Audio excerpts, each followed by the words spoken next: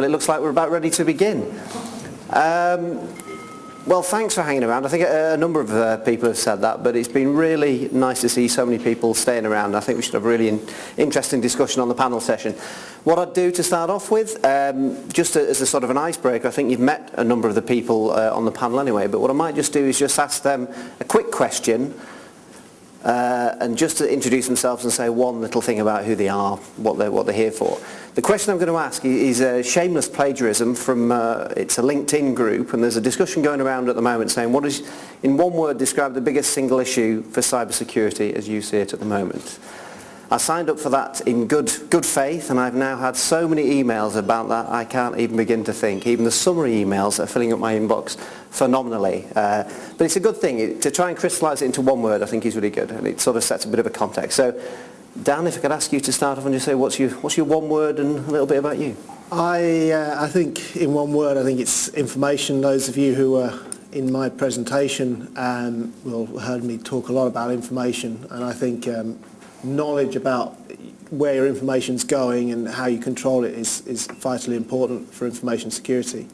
I am the course director for the MSc in cybersecurity, and I primarily teach risk management and penetration testing and forensic investigation. So I'm hoping a few of you are going to sign up for the MSc programme. Well, that's the idea. Great stuff. I'll ask the same to Stuart, and I'm really pleased Stuart's next because you get the chance to speak before other people on a presentation topic, so you can get a good choice of words. So over to you, Stuart. I would say the one word has got to be users. The user has to be an informed person now. I think the world's now moved on enough for us all. We're all technically able people from a very young age, that we just need to have that extra little module, for example, whatever it needs to be, which just says just how to be aware. We were just having a discussion here about Facebook and what we actually put on Facebook, and we all think it's this nice little one-on-one tete-a-tete with our friends. The user needs to be educated. No, it isn't. It's a fully public network and everybody reads everything. And the users just need to be educated on it. Myself, Stuart Coulson, I'm a business liaison. It's a great job title, that. Try doing some forensics analysis on that, you'll find I don't do much. I work for a company called UK Fast. We're a hosting company. My actual role there at the moment, apart from building a data centre, is I'm also heading up a new business unit called Sakama. So some of you may have seen the other badge I was wearing today. And we are launching a set of security products for the hosting market. Thank you. Fantastic. Thanks, Stuart. Tony? He managed it. I thought I'd almost got away with it.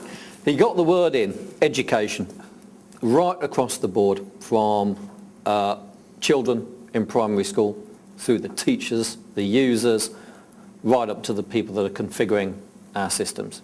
Education specifically as to the threat, because it's still an 80-20 rule, and so much of it can be stopped by changing our behaviours.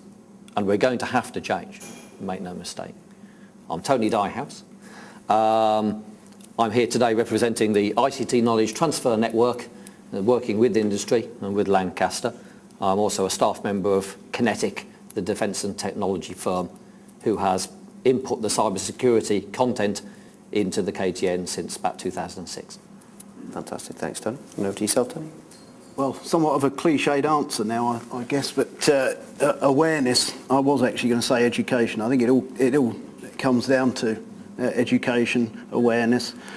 As Tony pointed out, users are the primary threat to any business, whether that be internal, external, whether for nefarious means or for accidental or some accidental issue. From a personal point of view, my name's Tony Richardson. I run a small IT consultancy just north of London, specialising in security for the SME sector, primarily in professional services where compliance and mandatory obligations are key. Fantastic, thanks a lot. In terms of how I'd like to manage the panel session, what I'd like to do is try and sort of maximise the time for people to actually ask questions, so to give the opportunity to as many people in the room to ask questions as possible.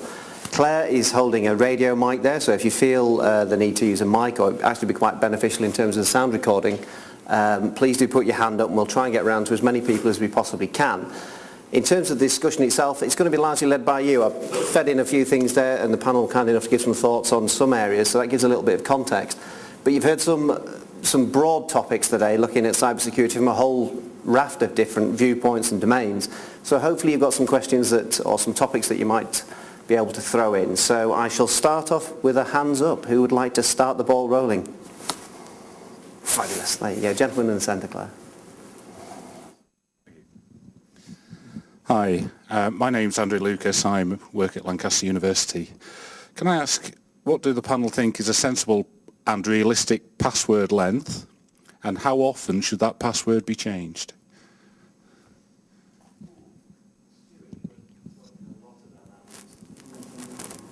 That's a really good question, actually. I was just trying to think, because obviously we had a conversation earlier about when we started talking about the word salted as well. Password is a black art, I'll be totally honest with you. I don't think that anyone in the room can actually give me a password which is uncrackable. It just takes more computing power to crack that password. However, we've also got to balance it against usability. The person who's going to use that password needs to be able to remember that password. There's a good one which a friend of mine uses, and he's got every city. He's a bit of a freak, he knows this kind of stuff. He's got every city in the UK, and he can remember every major city in the UK, and he has every single password he has is a major city in the UK. So if it's Facebook, you might use someone beginning with F, and if it's LinkedIn, it would be Lincoln, etc., etc. So he uses a password like that, plus he uses an identifier of a set of digits, which is when he actually first goes on the site, so you can actually remember as well when he'll have that password. But it's got to be down to usability of that password as well as the length. Is there a de facto standard over 14 digits is safe? No. There's no password realistically. It just takes more computing power to crack that password. We can do stuff in terms of, as a gentleman in the front said, about salting passwords, and that's definitely a discussion for yourselves to go and research whether you want to get into the whole salted passwords, etc. But at the end of the day, if someone wants your password, they'll get it. In terms of changing it, I think that's a better way to actually protect ourselves when it comes to passwords. The chap here with the camera probably discovered when he was trying to video me, a moving target is far harder to hit. So if you have a password that changes monthly, it's only 12 passwords a year. It's not that great. We can all remember 12 things. A monthly password change is very simple to do. And we just need to get users to buy into that. Same with PIN numbers on your credit card. Why can't you change that monthly? It's only a 4-digit number. So I would say realistic password length, to answer you in summary. Password length, I think it's got to be a memorable one, and I think it should change monthly, personally. I agree exactly with what Stuart said. I would add the fact, as he mentioned earlier, that just changing letter A for 4 and letter O for 0 and that sort of thing in itself is not sufficient, because those permutations are simply in the dictionaries of the cracking tools.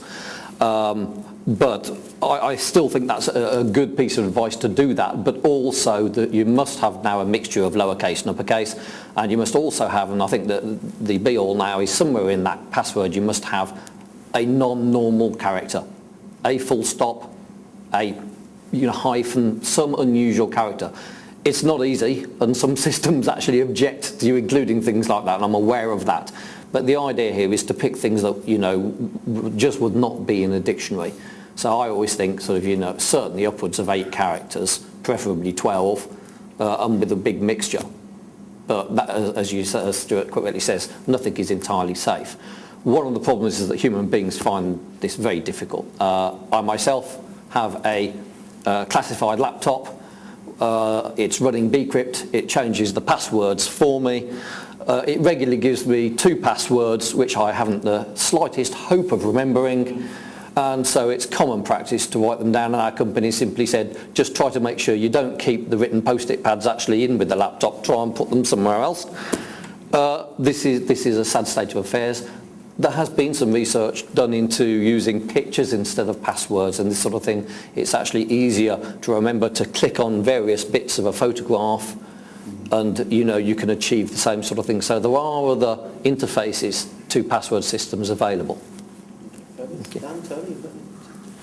It depends how paranoid you are, I guess, and how confidential or critical the system is.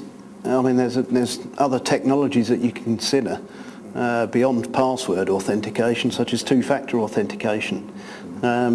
we keep going on sort of about a multi-layered approach, and yet there seems to still be this emphasis on how long should my password be. As long as, well, it's a trade-off between usability and security, isn't it? You have to be able to remember it. I'm incredibly paranoid. My password length is at least 30 characters, so... and I really love I think, you know, as Tony was saying, there are more mechanisms as passwords for protecting systems, and it really does depend on the system that you have, that you're trying to use the password to protect. You know, not everything requires a 30-character password, and it requires it to be changed every month. You know, it really does depend on the system that you're using, and again, it comes down to thinking about what information does that system hold and what is appropriate to protect that information. That would be my starting point for selecting that policy. Fabulous. Thanks, everybody. Can I just add one? Certainly. It's recommended to me that a good way to do a password is perhaps choose something that you do know and you can remember, but then actually enter it, the key to the left or right of that. So you might have a word you know, but then the key left or right. So it may look like gobbledygook, but you know what it is. Yeah, but many systems are also known by the password dictionaries. They're common. Mm. So they checked as well. Yeah, I suppose there is no perfect answer. I suppose, as you say, changing it and actually layering the security. If it's that important to you, then layer I it. think the better idea would be to make the service have more delays. The more times you enter a wrong password, the longer the delay goes to the next password can be entered on that account. So that way, after say 200 or 300 goes, the delay becomes excruciating. I mean, it's an interesting point in so much as that, I mean, the university systems here actually force a change by their policy, or they will do that. But forcing changes in passwords can also be insecure, you see, because you can force a change in the password which could lead to insecurity. Quite right, you're quite I right. think really the answer is to think about what is it you're protecting and what controls do you put in place to protect them. I mean, if it's something, you know, if it's a public system, then the protection mechanisms don't necessarily need to be as strong as your top secret database. You know. Interesting what you lot think of the new pinless systems that are out for cards and the £15 limits and things like that. Okay, we'll treat that as a second question. So do you want to frame it there? Sorry. Some new cards, some new credit cards, you can use pinless. You just walk up to a machine and they can. I'd be interested in what your concerns are about that sort of technology. Is that in terms of NFC, sort of proximity-based stuff, Oyster cards? Yeah, the proximity-based cards and how secure they are. I wouldn't use one at the moment. But then again, I have a 30-character password, so you know, I tend not to trust anything. I think it's a hazard of the job. I agree. It's a brand new technology. The security behind it hasn't yet been fully ratified to its nth degree. You know, if we all start talking about how we log onto our home computers, the security systems in place there are fairly robust now. You know, we are in an environment right now where logging onto our home computers is probably more secure than it is to do a credit card transaction in reality, because the way chip and pin is not as secure as we hoped it would be. To have a transaction like that, we're talking about liability. That is actually what you're looking at. A card that will only do a £15 transaction, a bank can afford to lose £15 if it was done fraudulently. And to them, £15, by the time we finish this conversation, they've made tenfold. So to them, it's £15, just £15. They can afford to lose that. So if you lost your card, they've lost £15. The liability is completely and utterly away from them.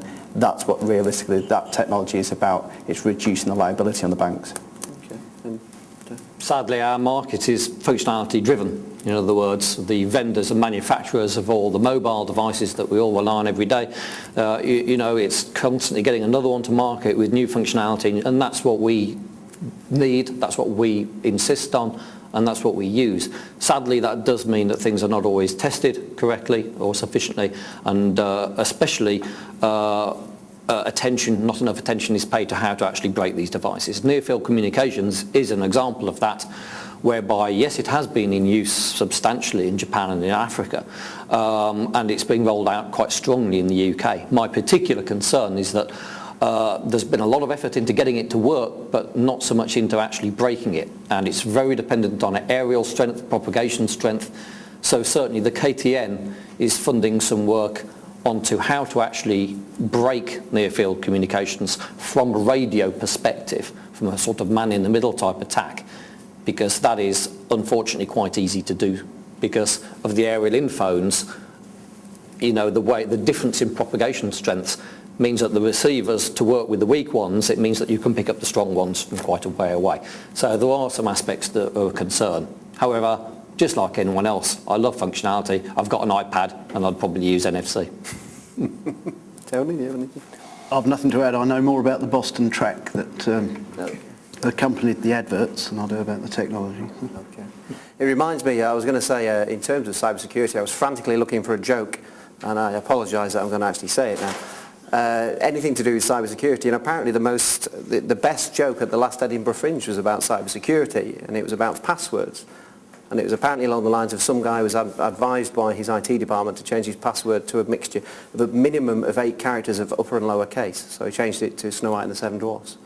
That apparently is the funniest joke at the Edinburgh Fringe, and I apologise for the delivery, but obviously it means it's a very high-profile subject. It's on most people's mind, but I think how do you get past the lethargy of people in actually changing things and actually taking on board the risks themselves is a key issue there, I think. I think there's one interesting attack that I've seen against the near-field payment system is a relay attack, where you basically follow somebody around and you've got a radio gear that picks up the card and it relays the signal back to somebody else who's just about to pay.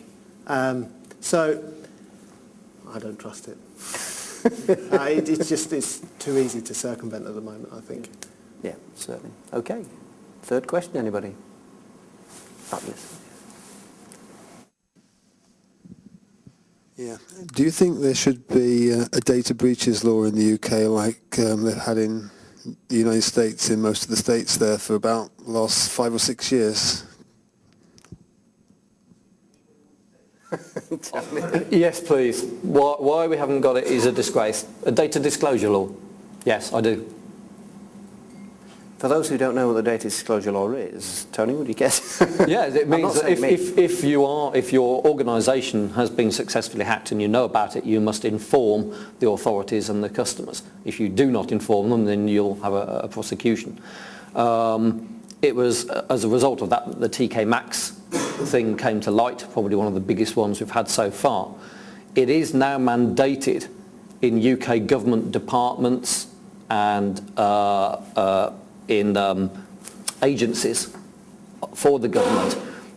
It's mandated in the security policy framework that any breaches must be reported to Cabinet Office. How well that is happening, I've got my doubts. Whether they know the breaches are happening, I've got my doubts. But it certainly doesn't apply to private industry, and I'm told there are no plans to do so. Is that the case? I thought the ICO were already discussing, or certainly in a muted level, this mandatory breach disclosure. The ICO would certainly like it, but to my knowledge. I think it's just got to be a must-have. I really do. I must admit, as an end consumer, I would want to know. And I think there's enough people out there who it's almost like critical mass. If the entire population of the UK wanted it, it would become law. And it's very simple to force through as well, because enough corporations would also want to say, we've had an issue, but we've fixed it because it's good for brand and reputation. Sony, just out of interest, has anyone in the room got a Sony PlayStation 3? Mm-hmm. Did anyone give it up when they found out that their username and password had been compromised? Nope. Nope. It was good. It was actually a good bit of PR for Sony in the end, because they did a big splurge about it. We've got this information officer, and the industry laughed, but the consumer didn't, because they said, oh, good. So yeah, sometimes some good PR can actually come out of a data breach. I think that the data disclosure law is vitally important for the information security arena in general. I mean, one of the issues that we have in terms of just risk management is information about what's happening in the field. If you look at the banking sector and the way that they manage, well, it's obviously not a good idea, but the way they manage the risk is they get a lot of information. It's publicly available, what's happening with shares and stocks and so on, and they can make decisions based on that information. But at the moment, this information about information security breaches is not being released by companies. And so how, as I work as an information security professional working in another company, be able to make tactical and strategic decisions about where to invest my small security budget if I can't see what's happening in the wider space. So by being forced to release this information, it helps me in another company to see what's potentially happening, what is the threat space that I'm working in, and so I can make better and stronger security decisions. Thanks, guys. Yeah, just so, yeah. Okay. The Information Commissioner said that they weren't in favour of it because they couldn't properly police it. But it's interesting, since all the fines have come in, and I think some of us were talking about this over lunch, that the fines would actually pay for the staff to actually make it work. So it's interesting to see what will happen in the near future. That there is an EU law coming out. Well, it was going to come out last year, then this year, maybe it will come out next year, I don't know. But something's got to happen. So do you think we're in a chicken and egg situation? Well, at the moment? It seems that way. Yeah, that's a good point. Fine. Thanks a lot. Any other questions from the floor? Oh, we have two down the front, Claire.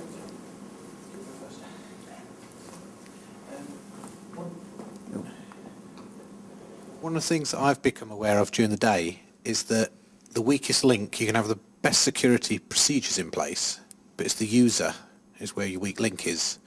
Where can I go to find somebody to come in and do training for my staff? You've got 4 right here when you want them.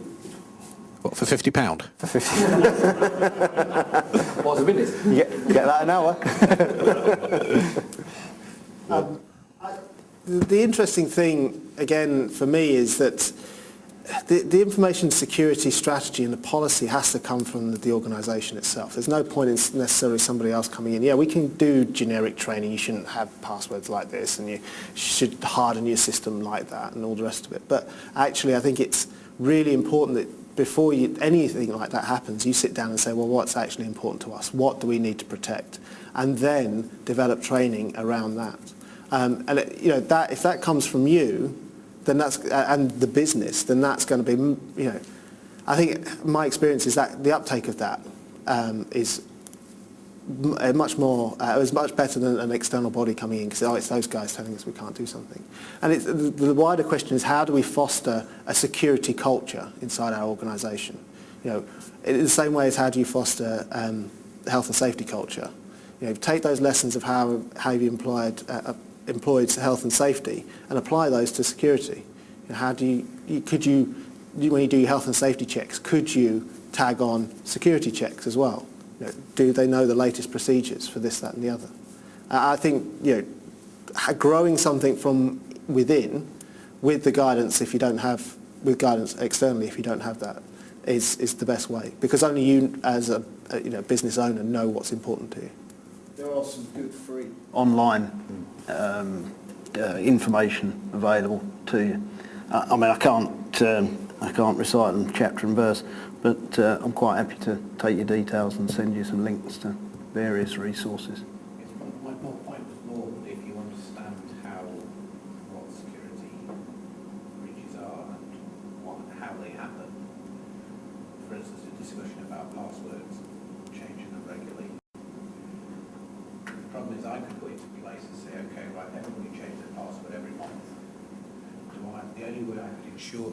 The only way I could ensure that to happen is to physically myself go round and check they're all done. Because by human nature, you're going to have people going to forget to do it. So it's the ethos of security and the users that seems to be the weakest link in it. Most systems now do provide you with some sort of forcing a change periodically, and also a lot of them now enable you to set minimum length of characters and content of those as well. Not all, but many do. So that's a way you can police that. Certainly I got into trouble in a previous role when I got so fed up of people using easy passwords that I simply announced that I was going to run a password cracking tool for 20 minutes every Monday and post the results on the notice board and encouraged everyone to break into accounts. Sadly, my MD was one of those who chose to use a password that got published. My career was quite short-lived at that particular organisation. But, and these days, of course, it would probably be against some law of the land as well.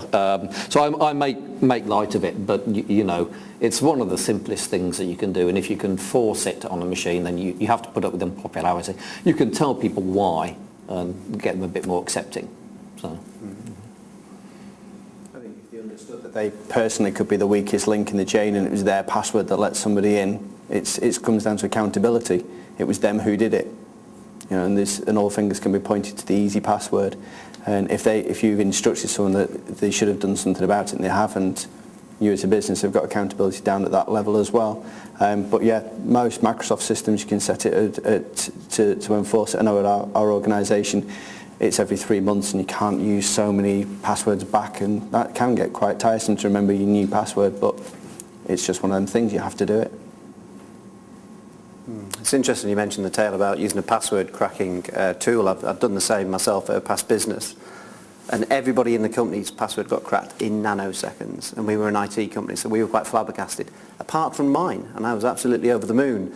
But then in terms of the human nature side of things, I then needed something doing to my laptop, so I sent it to the guys in technical and told them the password so they could actually use it. So nothing's infallible, but I think one thing that's come across to me and is humanising it as well. I remember going back many years and the idea that you have to have uppercase, lowercase, characters, this, that, the other, and people are thinking, oh my God, how do I remember that? But then just hearing today that you can have a memorable phrase, you can have something that means something to you that's specific to that particular piece of information, is stuff I've never been told before. And it makes it much more digestible, much more memorable, and much more personal, rather than thinking I've got to have .#241 uppercase French. It's very, very hard to remember that. If you've got your own personal phrase, then it's something I've learned today, which is entirely new to me. About picking the next character on the keyboard. What I always do is I'm a music fan, and I'll pick an artist I particularly like, and I'll pick a long phrase from one of their songs, and then I'll just use the first letter of each of the words in that phrase. So if it was the Beatles, you know, something like, I can't think of a long string, you know, she came in through the bathroom window, isn't it? I think that's one of the, so you do, you know, S, C, you know, change the S to a 5, and once you've remembered that phrase, then you've got your password, even though the number, you know, they don't spell out the phrase itself. Very much. It's amazing what the brain remembers. Sorry, you didn't have a chance to put a question. No, please carry on. I've been here all morning and listened to all of this, and what I find quite interesting, you asked the one word to describe cybersecurity. We've heard information, we've heard users, we heard education, and we heard awareness.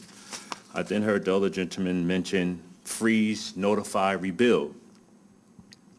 And it's come clear to me that ignorance is the secret weapon of cybercrime. And what I'd like to know is what is being put in place to deal with this enabler of cybercrime, which is ignorance of people. In America, the cigarette companies killed millions of people until finally they became aware and then started putting on packets, first of all, people's teeth. Then that didn't work, and then it says, this will kill you, before the message got across. What is it going to take for that message to get out here in reference to information, users, education, awareness, because that's where the leak is. So what's happening in reference to educating the people, because I can see this just being a constant circle that you're spending millions at, and we're still going to be here 10 years from now. Anybody want to pick that one up? I think that the problem is nothing massively bad has happened. I mean, you know, Stuart's made the point, PlayStation Network got hacked. Millions, loads of user accounts. Everybody's still using their PlayStation. Until we get to that point where something really critically bad happens and everybody goes, oh, okay. And I think it's a generational thing. You know, I mean, most of us in here are probably bringing our kids up and to be aware because we are tech savvy, okay? But there are mass populace that that are ignorant of these things. And it's going to be their children that are going to expose themselves, and they're going to suffer. And once they've gone through the suffering and they've experienced the impact of, posting their pictures of them on Facebook drunk or taking drugs or whatever, and then not being able to get jobs, and then educating their children, so I think we're a couple of generations away from it being, like road safety. I now know, kids, all the kids my age, when we grew up, road safety was drummed into us because there was a big safety campaign, because it was recognised to be a big problem. But things like the Get Safe Online, I think, is a valuable resource. But it is a generational thing, and I think we're a couple of generations away from it being in the general awareness of the populace that you don't do stupid things like post pictures of yourself on Facebook doing stupid things. Couldn't agree more.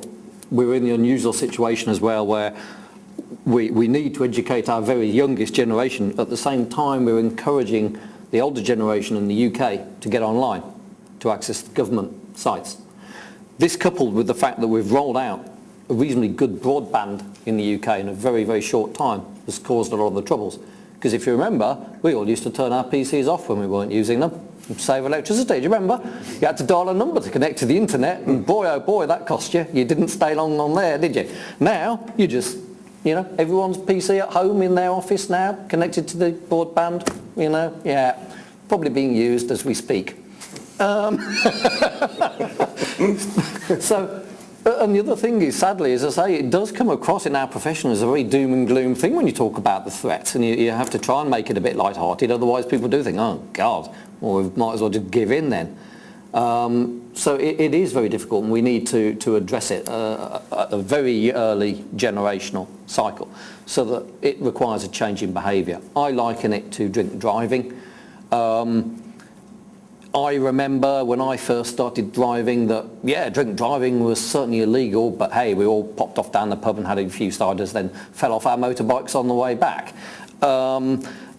As they started to sort of, crack down on drink driving, the public generally went one or two ways. There were still the ones that said, oh, nonsense, I'm okay to drive after 5 pints, I'm all right, I've never hit anyone. And then there's others that say, yeah, but it's not new. And there's a societal gap for a time, and then society comes into one place. And it is now, I very much doubt there are many people that would openly state, hey, I think I'm all right to drive after 4 or 5 pints. And that has happened with speeding as well. Things become, shall we say, unfashionable. But it takes a couple of generations, and I think that's what it'll take here. I think the other point is, as you said, humanise it. Everyone in the room, we all pay car insurance and house insurance, but how many houses have you lived in where they fell down? We pay it because if it happened to you, it's a major issue. If my credit card detail was compromised because I had an insecure password, I'll tell you my next password will be a lot better than the last one. And I think when it actually does become a point whereby there's a global use of pirated credit cards, I think at that point there we'll all go, something needs to change, and I think that might even start the societal change. I don't know, but I think something major will happen, because we're at a point now where there are so many credit cards now available to I hate to say the word hacker community, because it's not, it's the cyber criminal community. Let's give them a proper name here. These guys are criminals. They've stolen your credit card details and they're prepared to use them. When they do start using them on a mass scale, I think at that point there we will actually start having a bit more of enlightenment from the general population. And I think things like the Get Safe Online campaign definitely needs to be a lot more vocal and a lot more public facing, and everywhere, a lot more. Very much so. Tony, do you have anything? I'd just like to say I think legislation should try and catch up with technology. The penalties for a lot of these cyber crimes certainly don't actually match the crime. And I think that's something that really does need addressing. Yeah, I agree. I think there are some, actually we had a chat about this last week. I think myself and Dan were talking about the idea, I don't know what exists in schools in terms of educating the very youngest. And actually my partner's a school teacher, and I went back home and I said, there's nothing happening in schools, this is awful, this is terrible. He said, there's loads happening in schools actually at primary school level. Kids are really taught but much more on a personal safety level about cyberbullying, about their identity and that kind of thing. So I'm hopeful things are changing from the ground up, but I think I'd agree with the panel entirely. It's a generational thing, without a shadow of a doubt. If you think the main people who are teaching within schools generally, and this isn't stereotyping, is older, middle-aged ladies or people who aren't actually really in tune with technology or haven't had that in terms of a generational experience, then you're faced with that problem, that it's who's teaching who. And I agree exactly that legislation needs to come in to actually make that happen, but also bring it forward in terms of a public campaign. Because we all can cast our mind back to public information films. I don't know of any public information about cybersecurity, about anything like that at all, and I'm sure it must be possible, just to get that basic level of awareness, at least to make you ask the question. Yeah. Great question, thank you. I think you were, gentleman in the middle, you had your hand up there for a second. Sorry guys, we're just coming very back. Short point. I just want to amalgamate all these things. Name's Tony Brown. I've been teaching maritime security for about the last 6 years, and I've been teaching to people that don't want to know. I'm teaching to chief engineers who have been, and masters who have been dragged ashore and sent in their leave period in their own time off to come and do a 3-day, 4-day course with us, and they just don't want to play the game. The only thing that really will get through to staff is not somebody standing there teaching them or being given a book. The only thing that will get through to them is actually enacting a total close down. Let them see what happens when everything shuts down and suddenly they have to switch all the computers off and get pieces of paper and start writing things down. Now tell them to go and take those pieces of paper and to coordinate it all into the data banks that you want. Now tell them to come and make a report at the end of the day of what's been achieved and what hasn't been achieved, what markets have been met and what markets haven't been met. They'll remember. We do the same thing with the guys that see what we do is we put them in a simulator, or some of them in a simulator. We take over the top floor of the college and we turn that into a ship, and we actually have people stalking the corridor looking for any idiot that comes out of a secure room. They don't forget. Now that's a scenario that's been taken over by the ships now and been taken over by the companies, and the companies have to do that exercise every 6 months. Now, so it's right round the industry and it's worldwide. It's practical and it works. So. Just a thought. Yeah, interesting. New customer just sat at the front, I think. It's all part of the service.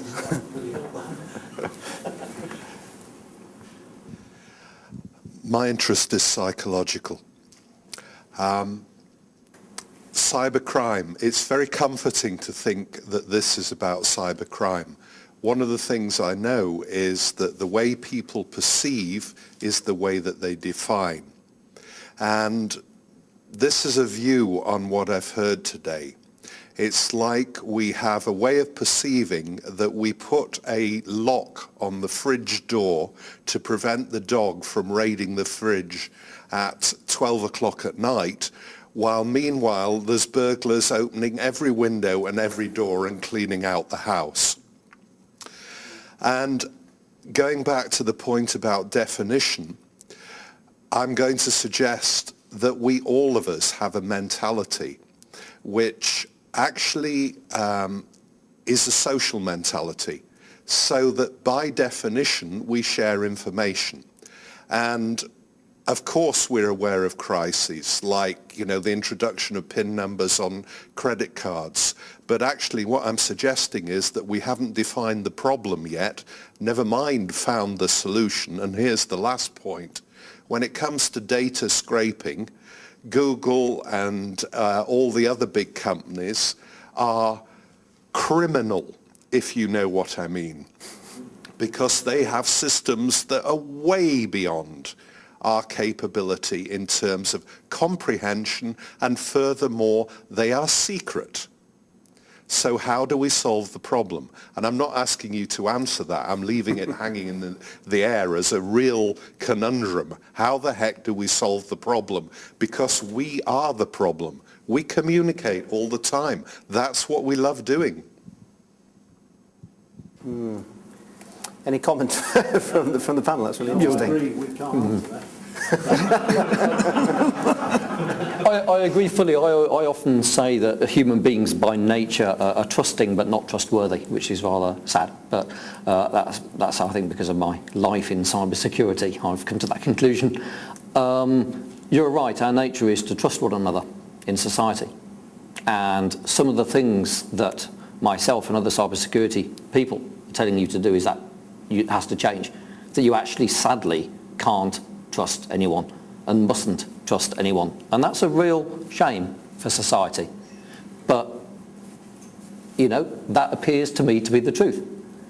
You know, you've only got to look at the problems we have with people stalking children online and all this, and you really cannot have the degree of trust. We used to have gestures. You can see me waving my hands around.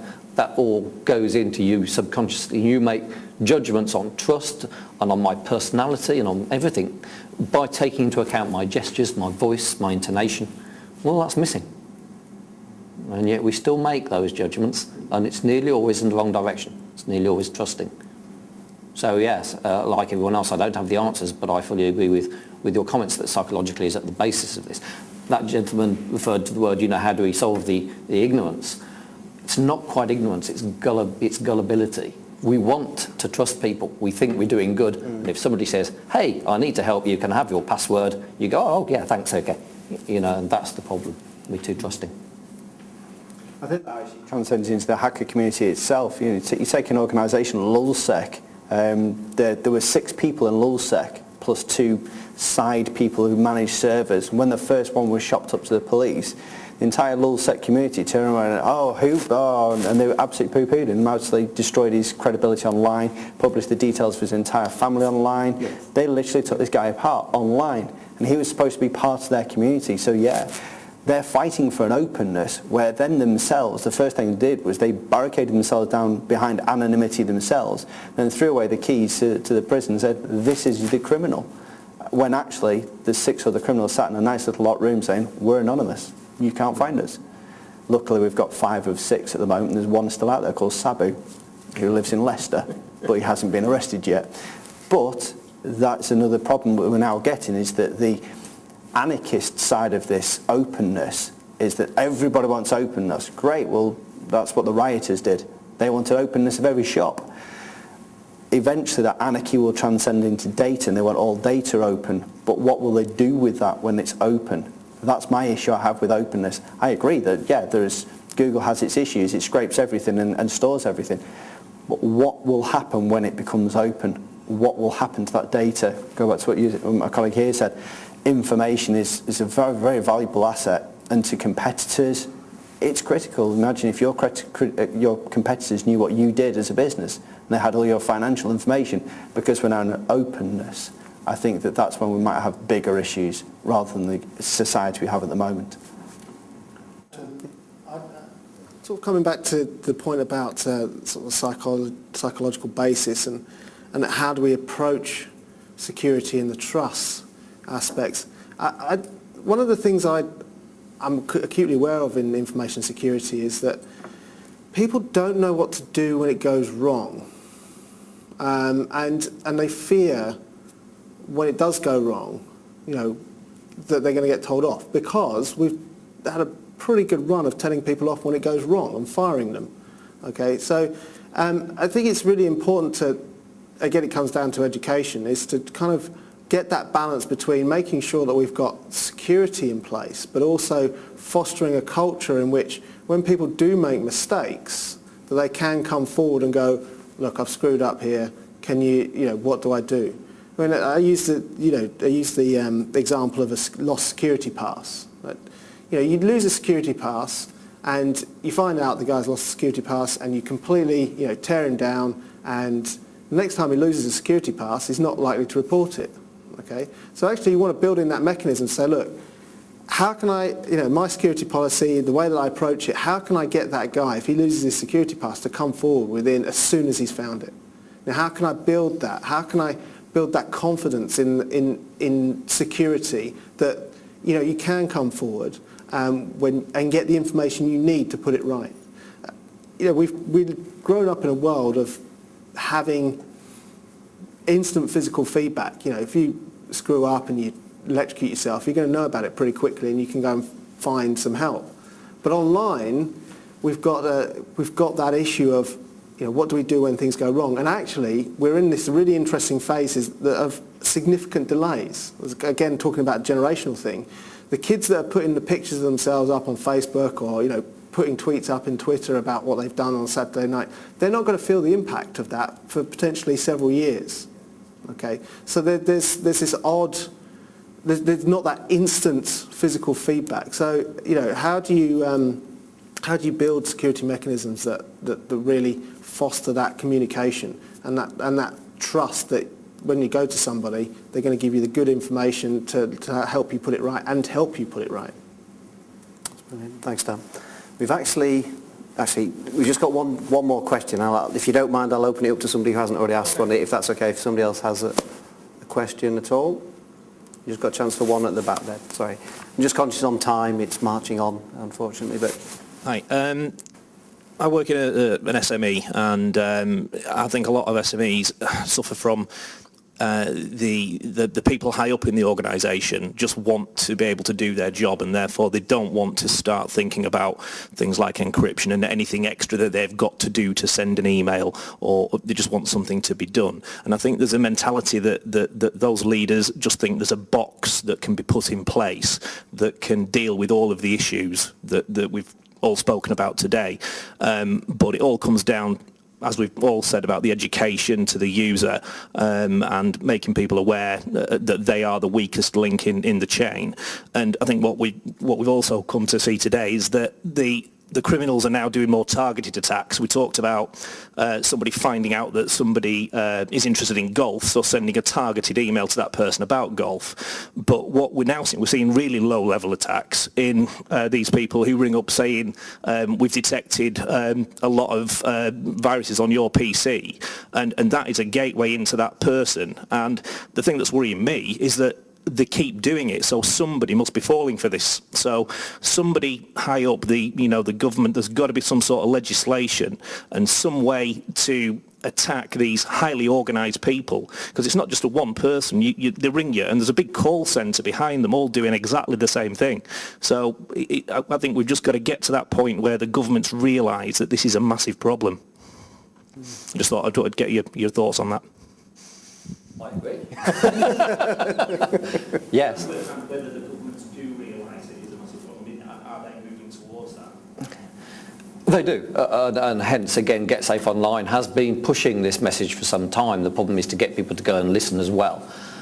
Yes, it's very difficult, as has been mentioned several times today, trying to get your MD or your director or somebody to actually listen to the problem about security, especially if it's associated with any expenditure and the budget, is very difficult. It is, we've been looking at return on investment for security, how you demonstrate it for ages. That's why I said in my presentation, please try and monitor it, try and get something you can feed back. I had this conversation with a man at an SME only 2 weeks ago when I was interviewing him. And I wanted to know how, I was asking him about the risk of cloud services, why they decided to go to some and not to others. And I was amazed by the IT manager's answers, in that he seemed to know everything that I didn't expect he would about security. And at the end of it, he says, you do realise, don't you, that I started off as a security practitioner, not as an IT manager. I'm a CISP.